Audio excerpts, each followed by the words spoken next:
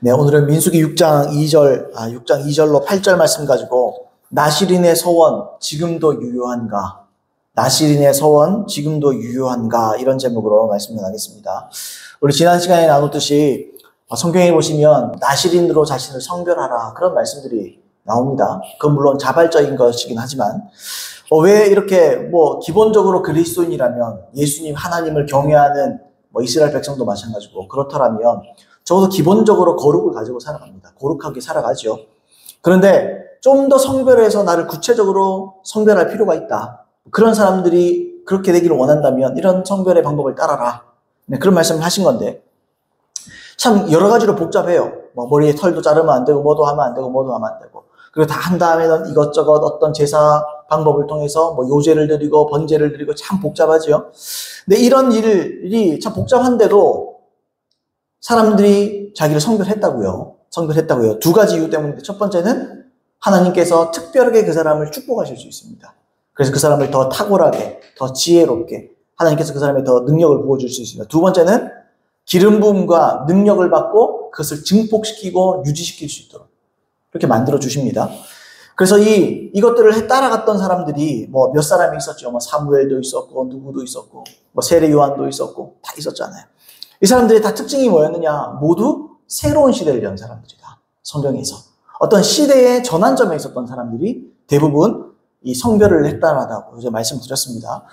여러분 우리가 저도 10년 20년 전부터 많이 들었어요. 우리는 새로운 세대로 일어나야 된다. 우리는 이제는 모세 세대가 아니라 이제 여호수아 세대가 돼야 된다. 그런 얘기 참 많이 들었는데 하나님께서 그런 일을 마음먹고 계신 줄로 믿습니다. 그런데 왜 안 일어나느냐? 그래서 그걸 통해서 그런 세대의 어떤 부르심을 통해서 또 몇몇이 일어나기도 했겠죠. 또 일어났죠. 그러나 시대가 바뀌진 않죠. 나라가 뒤집히지 않고 제가 전에도 말씀드렸지만 부흥은요 사회의 개혁까지도 생각하는 겁니다. 사회에 큰 변혁이 일어나는 게 부흥이에요. 자, 어쨌든 그런데 왜 그렇게 안 일어났느냐? 자기를 성별하는 사람이 극소수입니다. 많지 않아요. 그냥 잘 믿고 이 땅에서 좀 밥 먹고 살고 그러다 천국까지 이 정도 생각하는 게 참 대부분이거든요. 근데 저는 그렇게 살고 싶지 않습니다, 솔직히. 하나님께 진짜 쓰임받고 싶습니다. 하나님께서 정말 놀랍게 쓰임받고 싶습니다. 우리 교회가 그렇게 되었으면 좋겠습니다. 자, 그렇다면 이 구약에서 실행되었던 이 나시린의 소원, 신약 시대인 지금도 유효한가? 우리가 마지막 나시린으로서 세례 요한을 받잖아요. 그러나 세례 요한의 소속은 구약 사람입니다. 예수님 이후로 예수님께서 십자가에서 죽으시고 부활하신 다음에 이제 새 시대가 열린 거잖아요. 그러면 이 신약 시대인 지금도 이게 유효한가? 이게 중요하겠죠. 물론 이것이 스스로 자원해서 드리는 거죠. 서원이라는 건 자원하는 거라 말씀드렸습니다. 그렇긴 하지만 그 조건에 있어서 어느 정도 수준의 지금 이 시대에 유효한가 이거예요. 어떤 간혹 그런 사람들이 있거든요. 제가 그때 신학교 다닐 때도 학우 중에 한 분이었는데 수염과 머리를 안 자르더라고요. 그렇게 또 한 몇 개월을 그렇게 안 하더라고요. 그래서 나중에 보니까 자기가 소원했다고 나시린으로. 나시린에 소원을 해서 자기가 수염도 깎지 않고 머리도 깎지 않고 그렇게 했다. 제가 그런 얘기를 좀 전에 들었습니다만 근데 그게 진짜 성경에서 원하는 것인가? 진짜 우리도 그렇게 해야 되는가? 좀 우리 그걸 알아보기를 원해요. 분명한 사실은 구약의 율법이 폐해졌습니다. 제사법, 의식법 자체가 폐해졌잖아요. 그러면 율법이 아니라 서원이었던 이 나시린의 소원에 대해서 하나님께서 친히 제정하신 자신의 성별하는 방법도 지금 우리가 그대로 지켜야 되는가? 참 궁금하잖아요. 자, 우리가 이런 의문을 가질 수 있어요. 이게 참 궁금해야 정상이에요, 사실은. 자, 그래서 여기서 좀 나누고 은혜 받기를 원합니다. 오늘과 오늘 오후 시간까지 이걸 나눌 것 같아요. 먼저 우리가 짚어봐야 될 건요. 구약은 신약의 그림자라는 겁니다. 신약이 실체예요. 하나님께서 태초부터 꿈꿨던, 물론 나중에 새 예루살렘까지 다 해서 이제 그런 거 말고 하나님께서 구약의 시대를 열시면서 신약을 꿈꾸셨어요. 그래서 구약은 신약의 하나의 그림자입니다. 예표예요, 예표. 자, 골로새서 2장 16절로 17절 말씀이 이렇게 됐어요. 그러므로 먹고 마시는 것과 절기나 초하루나 안식일을 이유로 누구든지 너희를 비판하지 못하게 하라. 이것들은 장래의 일의 그림자이나 몸은 그리스도의 것입니다. 이건 그림자에 불과하다. 초하루, 안식일 이게 구약 율법 얘기하는 거거든요. 구약에 있었던 우리가 지켜야 될 것들은 그건 그림자였다. 지금은 예수 그리스도 실체가 오시지 않았느냐. 그리스도의 몸을 통해서 실체가 이 땅에 오지 않았느냐. 이런 거죠. 자, 문자는 알고 있었지만 율법의 정신을 몰랐었던 많은 사람이 있습니다. 과거에도 있었고 지금도 있어요. 그 대표적인 게 바리새인들이죠. 바리새인들은 율법의 정신은 계승하지 않고 그 율법을 어떻게 있는 그대로 딱딱딱딱 지킬 거냐, 이것만 생각했어요. 근데 하나님께서 율법을 주실 때는 의도가 있는 거예요. 왜 이런 율법을 우리에게 주셨는가? 의도가 있다는 거죠. 하나님께서는 율법이나 부정한 것을 제정하실 때 분명한 의도가 있어요. 취지가 있어요. 뭐 예를 들어서 구약율법을 제정하시면서 하나님께서 제사를 드리고 난 후에 그 고기를 다 먹게끔 했죠. 근데 그 기름은 먹지 마라 그랬어요. 그 갈비찜 못 먹어요. 삼겹살 못 먹어요. 뭐 삼겹살 말할 것도 없죠. 그때는 돼지는 부정한 음식이어서 못 먹었습니다. 자, 어쨌든 소고기를 먹는데 기름진 거 못 먹습니다. 레위기 7장 23절로 24절에 보시면 이스라엘 자손에게 말하여 이르라. 너희는 소나 양이나 염소의 기름을 먹지 말 것이요. 스스로 죽은 것의 기름이나 짐승에게 찢긴 것의 기름은 다른 데에 쓰려니와 결단코 먹지는 말지어다. 그렇게 말했습니다. 먹으면 안 돼요. 구약시대 때는 기름을 먹으면 안 됐습니다. 동물의 기름을 먹으면 안 돼요. 근데 여기에는 분명한 이유가 있어요. 그냥 하나님께서 기름은 그냥 내가 다 기름 다 먹을 거야, 먹지 마. 나만 먹을래. 그게 아니에요. 자, 성경에서 이 식용으로 허용했죠. 소나 양이나 염소, 아까 읽었던 대로. 그죠? 이런 정결한 동물 중에서도 뭐 부정한 짐승도 있고, 이렇게 정결하게 먹을 수 있는 짐승이 있어요. 근데 정결한 짐승 중에도 먹을 수 있는 부위도 있고, 먹지 못할 부위가 있는데, 그게 지방 조직입니다. 기름이에요, 기름. 못 먹었어요. 그 왜 금지했느냐, 이거예요. 그러니까, 사람들이 옛날에 그랬다고요. 동물성 기름 없이 필수 지방산이 없어서 사람 못 산다 그러면. 그런 얘기를 많이 했습니다. 그래서 성경이 잘못됐다. 옛날엔 그렇게 많이 얘기했어요. 근데 이게 계속 과학이 발전하면서 필수 지방산 중에 3가지가 있거든요. 그 중에 한 가지가 뭐냐면 리노레익산이라는 게 있어요. 근데 요거는 식물성 기름에도 있습니다. 근데 요것만 있어도 사람이 살 수 있어요. 그게 밝혀졌어요. 리노레익산 요것만 있어도 우리가 살 수 있습니다. 그러니까 식물성 기름만 있어도 사람이 식생활이 가능해요. 그렇게 살 수 있습니다. 자, 더욱이 이 동물성 기름이 어떻습니까? 저는 고기 많이 먹게 하는데 필요한 정도는 먹어도 좋은데 너무 많이 먹어서 요즘에 뭐 동맥경화 또는 심장병 이게 약간 혈관을 막아요. 이 동물성 기름들이 혈관을 막거든요. 그래서 어때요? 뭐 암을 유발하기도 하고 뭐 이렇게 밝혀지고 있거든요. 밝혀지고 있습니다. 그래서 현대의학에 의해서 오히려 하나님의 법이 무조건적인 금기가 아니다. 오히려 하나님이 우리를 배려하신 거다. 이걸 우리가 알 수 있어요. 또 알 수 있어요. 또 아까 제가 부정한 짐승 얘기했는데 뭐 돼지나 뭐 굽 달린 거, 뭐 사반, 뭐 이런 것들 먹지 말라 그랬어요. 하나님이. 먹지 말라 그랬어요. 왜냐하면 왜 먹지 말라 그랬을까요? 맛있는데 우리는 지금 삼겹살 잘 먹잖아요. 잘 먹잖아요. 근데 왜 못 먹겠죠? 그때는? 아시겠지만 돼지고기는 부패를 빨리 합니다. 빨리 부패돼요. 잘못하면 바로 식중독 걸립니다. 당시에 중동지방, 뭐 지금도 마찬가지지만 중동지방에 냉장 보관이나 냉동 보관할 수 없잖아요. 그러니까 그거 먹으면 탈나는 거예요, 무조건. 아까 사반, 개들의 먹이 자체가 사람에게는 독이에요. 독이 든 풀을 먹고 사는 게 사반이고 그러니까 먹으면 탈나요, 사람들한테. 그러니까 하나님께서 부정하다는 건 이유가 있는 거예요. 그때의 문화나 그때의 환경에 맞지 않는 거예요. 먹으면 탈나고 죽을 수 있는 거예요. 그래서 주님께서 그거는 먹지 말라 그런 거죠. 이처럼 예수님께서 오심으로써 그림자였던 율법은 온전히 드러났고 완성됐습니다. 자, 마찬가지로 제가 지금 왜 이야기하냐면 하나님의 율법에는 의도가 있다는 거예요. 억지로 막 그냥 난 마음에 안 들어 이게 아니에요. 의도가 있는 거예요. 분명한 의도가. 마찬가지로 우리가 살피고 있는 이 나시린의 소원, 이 나시린의 소원은 특히나 율법적인 소원입니다. 왜냐하면 하나님께서 그걸 지켜야 될 법을 지정하셨기 때문에. 서원이지만 자발적인 것이지만 내가 율법적인 부분이 있어요. 하나님은 우리가 스스로 성별할 3가지 법을 친히 제정을 하셨지요. 여기는 분명한 하나님의 의도가 있다. 뜻이 있다. 그런 이 취지가 있는 거예요. 때문에 신약을 사는 우리는 이제 나시린의 소원을 문자 그대로 지켜서는 안 됩니다. 이제 우리는 그 정신과 취지를 알고 이에 합당하게 우리 자신을 성별해야 됩니다. 자, 아울러서 함께 생각할 것이 본래 서원이라는 건요, 통상적으로 스스로 서원을 하는 사람이 그 조건을 제시합니다. 하나님, 내가 이거 할 테니 이거 해주세요. 이렇게 자기가 제시하는 거예요. 하나님, 내가 하나님 앞에 이렇게 할 테니 하나님 나를 이렇게 해주세요. 물론 그 조건이 하나님을 기쁘게 할 만한 것이어야 되겠죠. 희생적이어야 되겠죠. 누가 뭐 내가 하고 싶은 대로 다 하면서 해달라 그러면 그건 말도 안 되는 소리고, 내가 희생을 해야 되겠죠. 근데 유일하게 이 나신의 소원의 조건만큼은 하나님께서 친히 제정하셨어요. 이해되시죠? 조건, 방법을 친히 제정을 하셨습니다. 왜냐하면 거룩이라는 것은 사람의 임의대로 할 수 없는 거예요.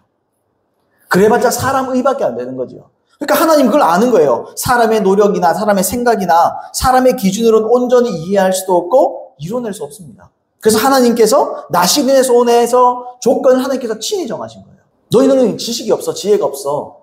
너희는 방법을 몰라. 내가 방법을 알아. 내가 거룩하니까 내가 거룩하니 너희도 거룩할지어다 말씀하셨잖아요. 거룩한 방법 자기가 너무 잘 하시는 거예요, 자신이. 그래서 세 가지 기준을 우리에게 제시하신다고요. 또 하나 더 생각할 것은 당시의 구약의 성도들은 성별, 거룩에 대한 지식을 우리보다 못 가지고 있었습니다. 물론 우리보다 그때가 더 거룩했을 수도 있겠지만 그런 지식을 더 못 가졌죠. 왜냐하면 그 당시의 성도들에게는 내주하시는 성령이 없었어요. 거룩하신 성령이 그들 가운데 계시지 않았습니다. 그죠? 하나님께서 친히 하나님께 성별할 수 있는 가장 합당한, 그리고 가장 합당하고 알맞는 조건을 우리에게 친히 제정하신 거라는 거죠. 그러므로 우리가 이 세 가지 제정하신 하나님의 의도가 무엇인지를 살펴보면 스스로 어떻게 거룩하게 자기를 구별할 수 있는가. 자, 그걸 우리가 알 수 있다는 겁니다. 자, 그러면 나시린의 소원의 세 가지 조건이 뭐고 이 조건들에 대한 하나님의 의도는 무엇인가? 취지는 무엇인가 우리 한번 살펴봅시다. 오늘은 첫 번째, 두 번째만 살펴보겠습니다. 오후 예배 때 세 번째를 살펴보겠습니다. 첫 번째 조건은 독주와 포도주 그리고 포도나무의 소산을 먹지 않는 것이었습니다. 첫 번째 나시린의 소원의 첫 번째 기준이에요.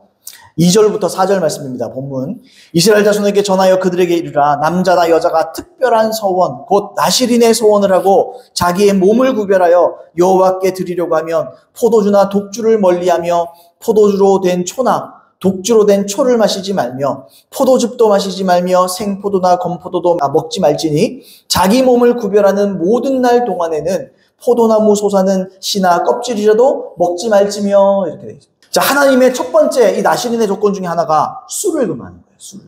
포도주를 금하는 겁니다. 근데요, 포도주가 몸에 나쁩니까? 포도주가 좋은 면들도 있어요. 포도주가 좋은 효능이 있습니다. 자, 포도주가 혈액 확장제 역할을 합니다. 그러니까 아까 우리 고기 얘기했는데 기름진 것과 포도주를 같이 먹었죠.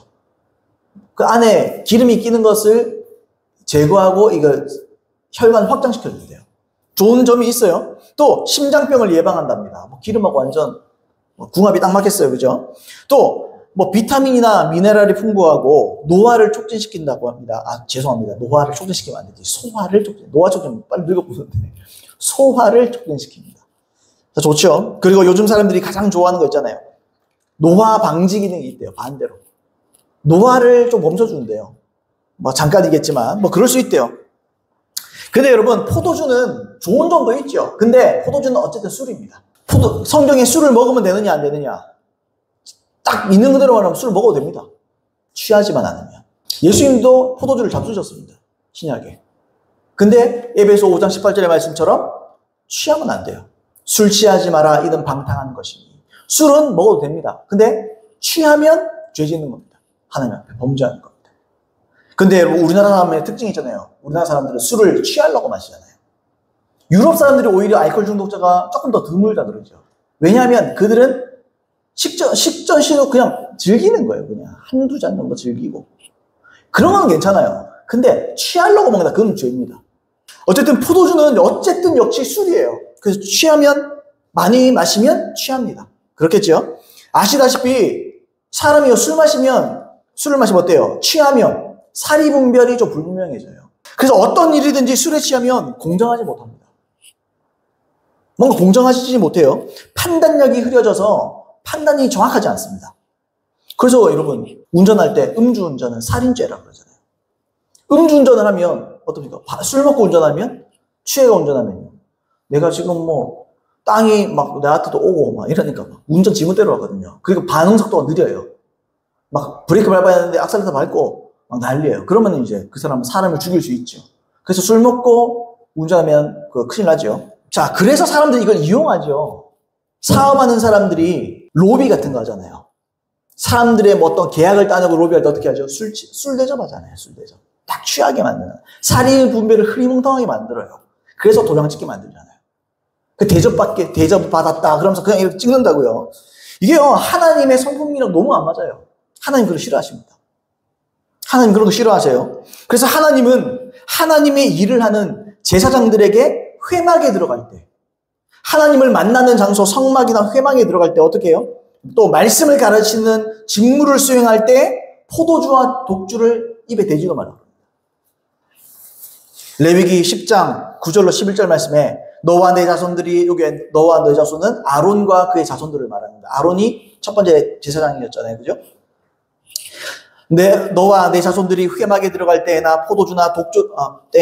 포도주나 독주를 마시지 말라. 그리하여 너희 죽음을 면하라. 왜 그러죠? 안에서 함부로 실수했다가 죽는 거예요, 그냥. 하나님의 존전이니까. 하나님 앞이니까. 뭐 실수로 이래버리면, 취해가지고 이래버리면 해롱해롱하다가 죽어버립니다, 그냥. 자, 이는 너희 대대로 지킬 영영한 규례라. 그리하여야 너희가 거룩하고 속된 것을 뭐라 한다고요? 분별하며. 분별이 거기서 되는 거예요. 부정하고 정한 것을 분별하고. 또 나 여호와가 모세를 통하여 모든 규례를 이스라엘 자손에게 가르치리라. 술 먹고는 못 가르친다 이거예요. 술 먹고 너가 먼저 떠들 수 있다. 그러면 안 돼. 술 먹지 마. 포도주 입에도 대지 마. 독주 입에 대지 마. 이걸 공동번역이 이렇게 번역했어요. 내가 내 아들들을 거느리고 만남의 장막으로 들어갈 때에는, 여기서 만남의 장막이 아까 회막이죠. 하나님과의 만나는 장막입니다. 들어갈 때는 포도주나 술을 마시지 말라. 마시면 죽으리라. 이것은 너희가 대대로 영원히 지킬 규정이다. 너희가 거룩한 것과 속된 것을 분간할 때에도, 정한 것과 부정한 것을 분간할 때에도 마시면 안 된다. 또 야훼가 모세를 시켜 말한 모든 규정을 이스라엘 백성에게 가르칠 때에도 마시면 안 된다. 마시면 안 돼요. 그죠? 하나님의 일을 할 때 절대로 마시면 안 됩니다. 술 취해가지고 제가 설교했으면 좋겠어요? 그거 누가 듣겠어요? 술 취해서 설교한다? 그럼 설교하면 안 돼요. 죄예요, 죄. 뭐 저는 술 안 먹지만. 이처럼 하나님께서는 진리에 대해서는 분명하기를 원하세요. 뭔가 이상한 하나님의 의향을 비틀거나 이상하게 오류 이런 거 원치 않습니다, 하나님은. 그래서 분별력이 필요할 때, 또 가르칠 때, 정의를 행할 때 술을 금했다 이거예요. 그리고 역사상 가장 지혜로웠던 솔로몬 왕이 있었죠. 그가 술에 대해서 이렇게 말했습니다. 잠언 31장 5절 말씀에 술을 마시다가 법을 잊어버리고 모든 곤고한 자들의 송사를 굽게 할까 두려우니라. 술 마시다가 기억 안 막, 사리 분별이 안 되니까 기억 안 날 수도 있고 빠뜨릴 수도 있고 이럴 수 있겠죠. 모든 곤고한 자, 모든 억울한 사람들의 재판이 있다. 이걸 내 멋대로 할까봐. 감정적이 되고 그렇게 이상하게 될까봐. 나 그거 두렵다 이렇게 말해요.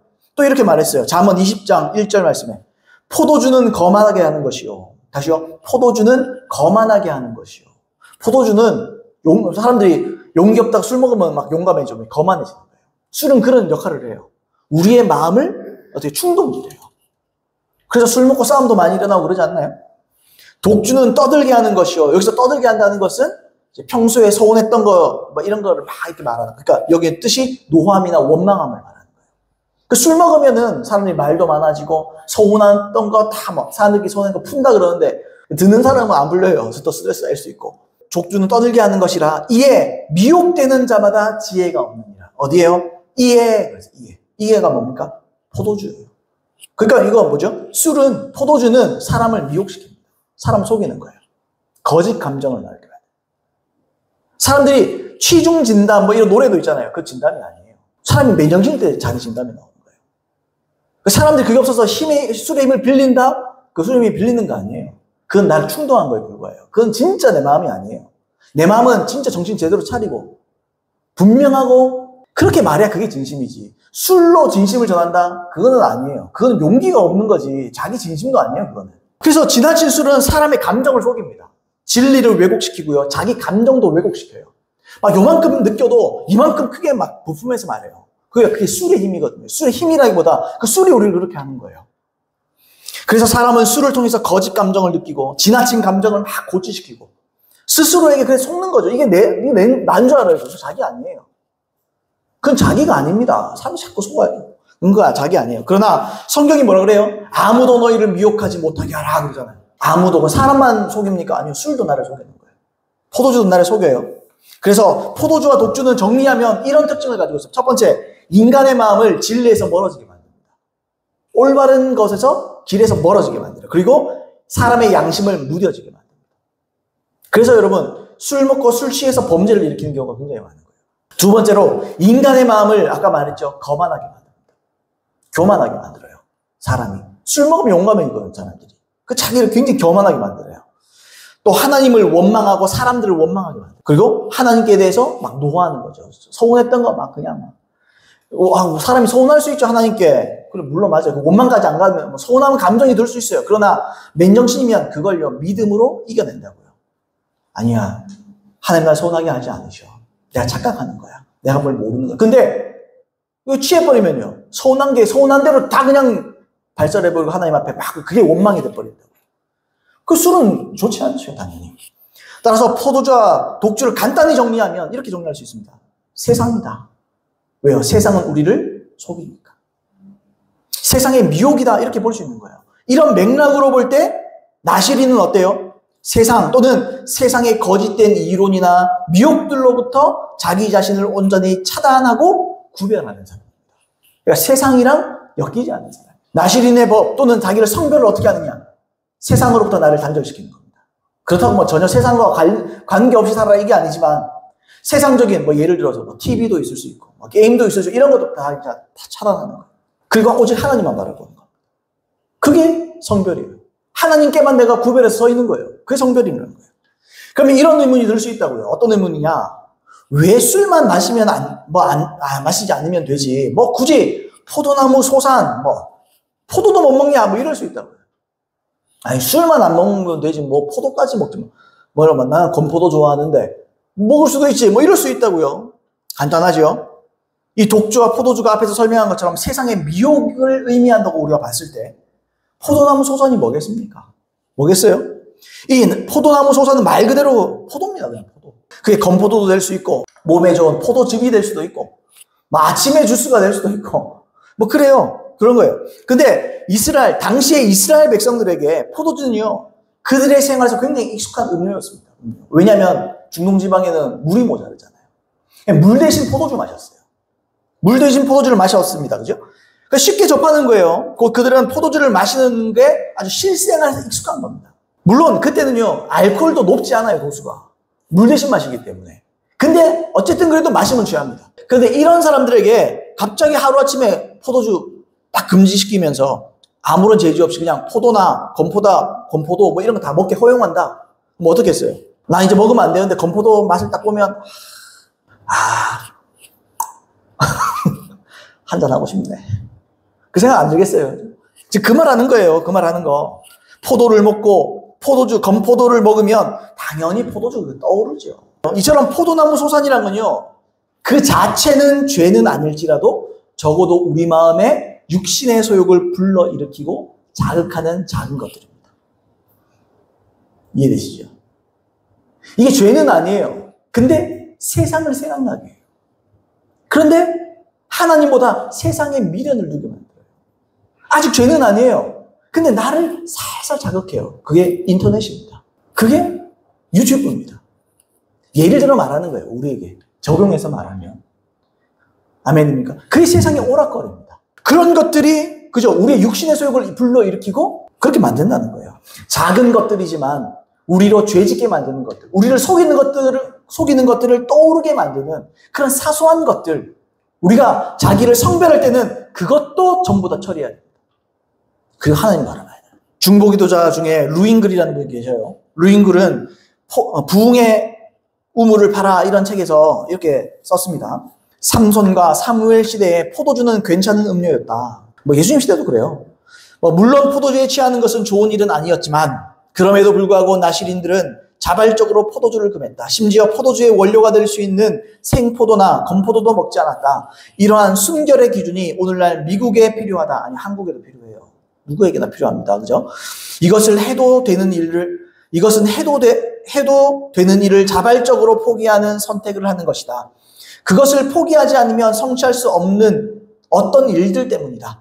오늘날 여러 가지 형태의 무난한 오락들이 있다. 그렇지만 이러한 책들, 텔레비전, 쇼 프로그램, 컴퓨터 게임, 비디오, 그리고 영화들 중에서 우리 마음을 더러운 것으로 채우는 것들이 너무도 많다. 어떤 사람들은 자신들이 충분히 강하기 때문에 제한 등급의 영화를 보는 것으로 영향받지 않는다고 주장한다. 그러나 이것은 맞지 않다. 사탄은 우리의 영혼을 점령하기 위하여 이런 것들을 통하여 사정없이 공격을 하고 있기 때문이다. 저도 영화 보면 제일 웃긴 게 뭐냐? 19금이 제일 웃겨요. 그럼 19금 영화는 뭐 우리는 봐도 되나? 육신의 소욕, 음란을 불러일으키고 막 너무 폭력적이고 이런 것들 우리도 봐도 돼요? 그러면 안 만들어야죠. 그게 무슨 예술이고 안 만들어야 돼요. 자, 그러므로 하나님께서는 우리 스스로 성별할 때 세상에 어떠한 유혹도, 어떠한 미혹도 받지 않도록 자신의 환경을 조성해라, 만들어라. 우리가 만약에 나신으로서 나를 하나님께 소원하여 드리려 한다면 세상을 끊어버려야 됩니다. 미디어 끊어버려야 됩니다. 다 끊어야 돼요. 어떤 것이라도 성별하는 그 사람에게 세상을 생각하게 만들고 세상의 유혹을 암시할 수 있는 모든 것들을 끊어야 될 줄 믿습니다. 물론 이건 소원은 자기가 스스로 자발적으로 하는 거예요. 그러니까 여러분 이렇게 해야 됩니다. 이렇게 해야 천국 가면 난 그렇게까지는 말 안 하겠어요. 그러나 이게 기본적으로는 맞죠. 우리가 신앙생활하고 죄를 이기는데. 자, 두 번째 조건은 소원 기간에 삭도를 절대로 머리에 대지 않는 것이었습니다. 삭도를 머리에 대지 않는다. 자, 민수기 6장 5절부터 7절 말씀에 이렇게 되어 있습니다. 그 서원을 하고 구별하는 모든 날 동안은 삭도를 절대로 그의 머리에 대지 말 것이라. 자기 몸을 구별하여 여호와께 드리는 날이 차기까지 그는 거룩한즉 그의 머리털을 길게 자라게 할 것이며 자기의 몸을 구별하여 여호와께 드리는 모든 날 동안은 시체를 가까이 하지 말 것이요 그의 부모 형제 자매가 죽은 때라도 그로 말미암아 몸을 더럽히지 말 것이니 이는 자기의 몸을 구별하여 하나님께 드리는 표가 그의 머리에 있습니다. 하나님께 드리는 표가 이 거룩하게 자기의 몸을 구별하여 하나님께 드리는 표가 그의 머리에 있음이라 이렇게 말했습니다. 여기서 보시면 성경은 머리털, 머리카락을 표라고 말해요. 표. 영어 성경에는 이걸 심볼이라고 번역했어요. 심볼. 그러니까 그거죠. 머리털은 하나님께서 자기를 구별하여 드리는 표 또는 상징이다. 상징. 그러니까 상징에 불과했다 이 말이죠. 상징. 그래서 성경에서 머리에 삭도를 대었다는 것은 단순히 삭도를 머리에 대었기 때문에 그 사람이 거룩하지 않게 되는 게 아니고 그가 거룩하지 않기 때문에 또는 거룩에 실패했기 때문에 필연적으로 머리에 삭도를 댈 수밖에 없었다 그 말입니다. 그 대표적인 예가 삼손이에요. 삼손은요 단순히 머리 잘려서 힘없어진 게 아니에요. 그건 필연적으로 그렇게 될 수밖에 없는 거예요. 통상적으로 남자보다 여자들이 머리가 많이 길잖아요. 그렇다고 해서 여자가 남자보다 그냥 머리카락 때문에 거룩하냐? 그렇진 않죠. 그래서 머리카락을 자르냐 마느냐 그 자체에 거룩함이 달린 건 아니에요. 그래서 우리는 좀 관점을 다르게 좀 봐야 되겠습니다. 아까 삼손 얘기했는데 삼손이 성별에 실패한 사람입니다. 대부분은 성공했지만 나온 사람 중에 삼손이 실패를 해요. 그래서 이 삼손을 통해서 이 사람이 왜 성별에 실패했는가 이걸 보면 알 수 있는 거예요. 이 뜻이 뭔지를 우리가 유추해 볼 수 있는 겁니다. 자, 삼손이 왜 머리털을 잘리게 되었느냐? 그래서 우리 자신도 성별할 때 뭘 조심해야 되느냐? 어떤 마음을 가져야 되느냐? 우리가 보면 되겠습니다. 자, 삼손의 약점이 뭐냐? 한 3가지 정도인 것 같아요. 첫 번째로 나시린이었던 삼손은 블레셋 여자를 사랑했습니다. 사사기 14장 1절부터 3절 말씀 보시면 삼손이 딥나에 내려가서 거기서 블레셋 사람의 딸 중에서 한 여자를 보고 올라와서 자기 부모에게 말하여 이르되 내가 딥나에서 블레셋 사람의 딸들 중에서 한 여자를 보았사오니 이제 그를 맞이하여 내 아내로 삼게 하소서 하매 그의 부모가 그에게 이르되 내 형제들의 딸들 중에나 내 백성 중에 어찌 여자가 없어서 네가 할례 받지 아니한 블레셋 사람에게 가서 아내를 맞으려 하느냐 하니 삼손이 그의 아버지에게 이르되 내가 그 여자를 좋아하오니 나를 위하여 그 여자를 데려오소서 하니라. 삼손은 기본부터 틀려먹었지요. 예수 믿는 사람은 예수 믿는 사람과 결혼해야 됩니다. 예수 믿는 사람은 예수 믿는 사람과 결혼해야 돼요. 우리 아들도 있지만 예수 믿는 사람 내가 저 사람 너무 사랑하는데 나중에 내가 기도로 저 사람을 신앙으로 돌려서 한번 살려봐야지. 꿈 깨세요. 예수 믿는 사람은 예수 믿는 사람께 결혼하면 돼요.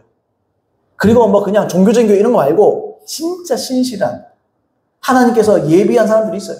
이삭도 있었죠. 이삭도 있었고 야곱도 있었잖아요. 하나님께서 예비해놔요. 그런 사람을 하나님께서 붙여주시옵소서. 기도해야 되겠지만 자, 아무튼 삼손이 살던 시대에는요 블레셋이라는 이 나라는 이스라엘 백성들에게 원수였습니다. 그리고 방금 읽은 사사기 14장 3절에서 이 블레셋 여인은 뭐라 그랬죠? 할례 받지 않은 이방인이다. 정확하게 말하죠. 이방인이다. 근데 삼손이 고집을 부리는 거죠. 난 이방인이라도 좋습니다. 이거죠. 저 여자가 너무 이쁘니까 난 저 여자랑 결혼하겠습니다. 이런 말이에요. 그래서 결국 삼손이 블레셋 여인을 아내로 삼습니다.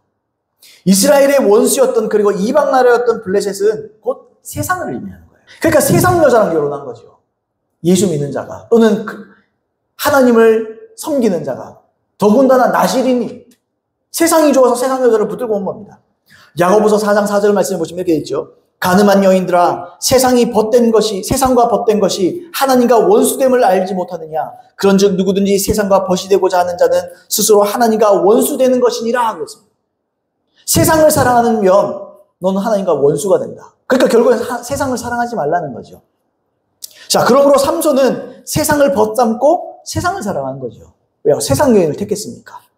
이처럼 자신을 성별하는 자는 세상 것을 사랑하지 않습니다. 그게 성별이에요. 성별은 뭐냐? 세상을 사랑하지 않는 게 성별입니다. 고린도전서 7장 34절에 마음이 갈라지며 시집가지 않는 자와 처녀는 주의 일을 염려하여 몸과 영을 다 거룩하게 하려 하여 돼 시집간 자는 세상 일을 염려하여 어찌하여야 남편을 기쁘게 할까 하느니라 그랬습니다. 여기 보시면 이처럼 주의 일을 염려해서 자신을 거룩하게 하는 자는 그의 마음이 세상을 향하여 있지 않다 이렇게 표현을 해요. 지금 이 말씀에서. 그래서 그 사람은 자기의 몸과 영을 거룩하게 한다 그렇게 말하죠. 그러나 주의 일을 염려하여 몸과 영을 거룩하게 하는 것과 반대되는 개념을 뭐라 그럽니까? 세상 일을 염려하여. 성경은 세상 일이라고 표현한다는 거예요. 뭘요? 주의 일을 염려해서 자기를 거룩하게 만들지 않는 모든 일을 세상 일이라고 하는 거예요. 세상에서 뭐 노동하고 이것만 세상 일이 아니고 세상을 관심 가지고 세상적이 되기를 원하고 세상을 버타며 사는 것 자체가 세상 일이에요. 이해되세요? 그러면서 이 자기를 성별하기를 원한다면 세상에 마음 두면 안 돼요. 세상에 대한 미련을 버려야 돼요. 세상적인 성공에 대한 미련을 버려버려야 돼요. 그래야 하나님 그 사람 씁니다. 세속적인 것에 내 마음을 두면 안 돼요. 그래야 하나님 쓰는 거예요. 자, 두 번째로 나시린이었던 삼손은 보는 것에 약했습니다. 보는 것. 사사기 14장 1절로 2절 아까 읽었죠? 삼손이 딥나에 내려가서 거기서 블레셋 사람들 땅 중에서 한 여자를 보고 올라와서 자기 부모에게 말하여 이르되 내가 딥나에서 블레셋 사람들 중에서 한 여자를 보았사오니. 봤다.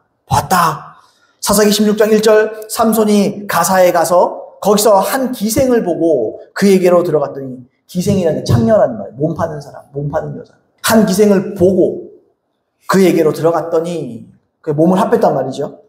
자, 삼손의 특징이 뭐냐? 시각에 약했다. 여자를 좋아했고 시각에 약했다. 삼손이 먼저 딥나에서 블레셋 여자 하나를 봤죠. 여기서 보았다라는 단어가 바라보다, 조사하다, 주목하다 이 말입니다. 한 사람을 계속 눈여겨보는 거예요. 흘겨보고 눈여겨보고 내가 저 사람을 반드시 내 걸로 만들겠다. 뭐 이런 거죠. 또 16장 1절에서 또 다른 기생을 보았다. 그것도 똑같은 단어예요. 주목했다. 이런 단어예요. 보통 남자들이요, 시각적인 것에 약합니다. 보는 게 참 약해요, 사람들. 특히 남자들은. 그래서 남자들은 아무거나 보면 안 됩니다. 반드시 가려봐야 돼요. 아무거나 보면 안 돼요. 참 이게 어려워요. 아무 것이나 마음대로 봐서는 반드시 실패합니다. 반드시 죄를 이길 수 없어요. 그런데 또 여자들도 마찬가지죠. 여자들도 마찬가지예요. 뭐 남자들 보는 거 뭐 그래도 여자들도 남자가 보는 것에 약하듯이 여자들도 약한 부분이 있습니다. 예를 들어 뭐 촉각에 약하고 또 말에 약하고 인간관계에 약하고 감성에 약하고 이 약한 것들 있잖아요. 그래서 남자든 누구든 사람이라면 약한 부분이 있기 마련이에요. 누구나.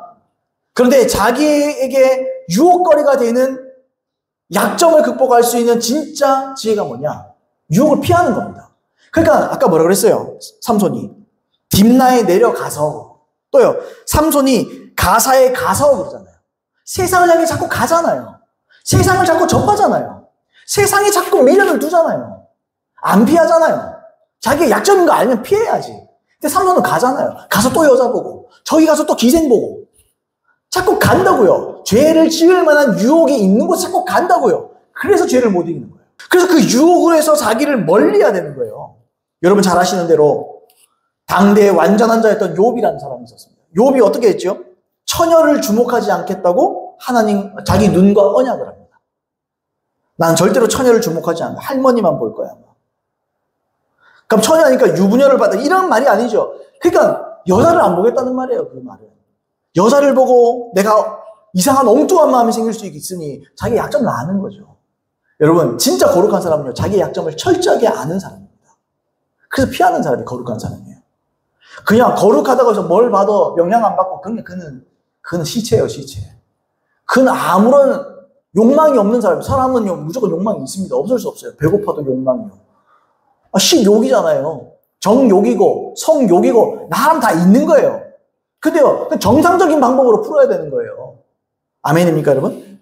그래서 여러분, 피했다고요. 욥이 자기의 눈과 언약을 했다고요. 또 율법이 오기 전에 나시린으로 자기를 성별했던 요셉이 어땠어요? 보디발의 아내가 자기를 유혹하잖아요. 나에게 들어오라. 유혹하잖아요. 어때요? 옷 벗어 도망가 버리잖아요. 피해버리잖아요. 그러므로 스스로 생각할 때 자기에게 가장 큰 유혹거리가 될 수 있는 거를 이길 수 있는 비결이 뭐냐? 피하는 겁니다. 36개 주랭랑입니다. 60개 치킨, 36개 주랭랑입니다. 무조건 도망가 버려야 돼요. 처음에는. 그럼에도 수세에 몰려서 어쩔 수 없는 상황이 될 수 있어요. 그러면 눈 감아버려요. 그게 죄를 이길 수 있고 나기를 성별할 수 있는 비결이에요. 제가 말씀드렸잖아요. 만약에 예를 들어서 우리가 죄를 못 이기는 이유 간단히 설명할 수 있어요. 마약 범죄자들이 있습니다. 마약 범죄자가 마약을 통해서 이렇게 해가지고 감옥에 갔다 왔어요. 근데 여전히 같이 마약을 했고 판매책 이런 사람들하고 아직도 친하게 지내면 그 사람이 마약 끊을 수 있어요, 없어요? 그 사람 회개하고 다 뉘우쳤으면 다 끊어야지. 그래야 접점이 없어야죠. 접점이 없어야 그 사람 죄를 안 짓는 거예요, 이제. 근데 이런 상식이 성령이 임하면 무조건 다 되는 줄, 그게 아니에요. 성령께서 내 안에 계시고 나도 할 일이 있는 거예요. 성령은 나를 거룩으로 인도하시면 나는 거룩하지 않은 곳으로 가지 않아야 될 의무가 있는 거예요. 그래야 죄를 이길 수 있고 나를 성별할 수 있는 거예요. 아멘입니까? 그래서 여러분, 세상의 모든 시비와 유혹을 미리 차단하고 피하시길 바랍니다. 그래야 나를 성별할 수 있어요. 그리고 하나님께만 온전히 집중해야 될 줄로 믿습니다, 여러분. 자, 마지막 세 번째로, 나시린인 삼손은 음녀를 사랑했습니다. 자, 사사기 16장 4절부터 6절입니다. 이후에 삼손이 소래골짜기에 드릴라라 이름하는 여인을 사랑하며, 이후에 그랬죠. 아까 여자 둘도 다 해놓고, 이제 또 세 번째. 이후에 삼손이 소래골짜기에 들릴라라 이름하는 여인을 사랑하며 블레셋 사람의 방백들이 그 여인에게로 올라가서 그에게 이르되 삼손을 꾀어서 무엇으로 말미암아 그 큰 힘이 생기는지 그리고 우리에게 어떻게 하면 능히 그를 결박하여 굴복하게 할 수 있을는지 알아보라. 그리하면 우리가 각각 은 1,100개씩을 내게 주리라. 많이 더 준다. 하니 들릴라가 삼손에게 말하되 청하건대 당신의 힘이 무엇으로 말미암아 생기며 어떻게 하면 능히 당신을 결박하여 굴복하게 할 수 있는지를 내게 말하라 하니. 자, 아까부터 말했죠. 삼손이 여자에게 약했습니다. 자, 우리도 마찬가지인데 우리도 세상에 약합니다. 그럴 수밖에 없습니다, 사람. 태생이 세상인데 뭐. 그럴 수밖에 없죠. 물론 하나님께서 결국 이걸 선용하시죠. 그래서 결과적으로는 이스라엘 사람들에게 일정한 심판을 하시잖아요, 나중에는. 뭐 그렇긴 하지만 어쨌든 삼손에게는 이 여자가 올무입니다. 올무. 약점이고 올무예요. 삼손이 세 여자를 사랑했어요. 마지막에는 소래골짜기에 들릴라라는 사람을 사랑하게 됐습니다. 성경에서는 특히 구약에서는 사람의 이름이 그 사람의 특징을 보여줄 때가 굉장히 많습니다. 들릴라도 그와 같은 경우인데 들릴라라는 이름이 원어로 어두움 또는 음탕한 이런 뜻입니다. 어둡다, 음탕하다 이런 뜻을 가지고 있어요. 요 어원 자체가. 그래서 삼손이 사랑했던 여자는 음녀였다. 이걸 암시하고 있어요. 지금. 이름 자체가 그걸 암시해 주는 거예요. 그리고 이 들릴라라는 여자가 뭐예요? 출신지가 분명히 안 나옵니다만 적어도 아까 뭐 했죠? 블레셋 사람들과 가까이 지내고 있죠. 그들과 뭐 대화가 되잖아요. 야, 저 삼손을 결박시키고 뭐 이거 하려면 내가 은 얼마 줄게. 뭐 이런 얘기를 하잖아요. 그리고 흥정을 했다고요. 그러므로 들릴라는 세속적인 사람이요. 계산적인 사람이요. 음란한 여자다. 이걸 다 보여주는 거예요, 지금. 이 한 장면이. 세속적이었다. 음란했다. 타산적이었다. 이거 우리가 알 수가 있어요. 근데 삼손이 이런 사람을 사랑하는 거죠. 사람이 누군가에게 호감을 느끼고 뭔가 사랑에 빠질 때 보통 자기 취향에 맞는 이성을 택하게 됩니다. 과거에 제가 EBS 방송 중에 방영됐던 다큐멘터리인데요. 인간의 두 얼굴이라는 제목의 다큐멘터리가 있었어요. 제가 그걸 봤던 기억이 나요. 그 다큐에서 흥미로운 실험을 하나 합니다. 뭐냐 하면 9명의 대학생들을 실험 장소로 이렇게 불러요.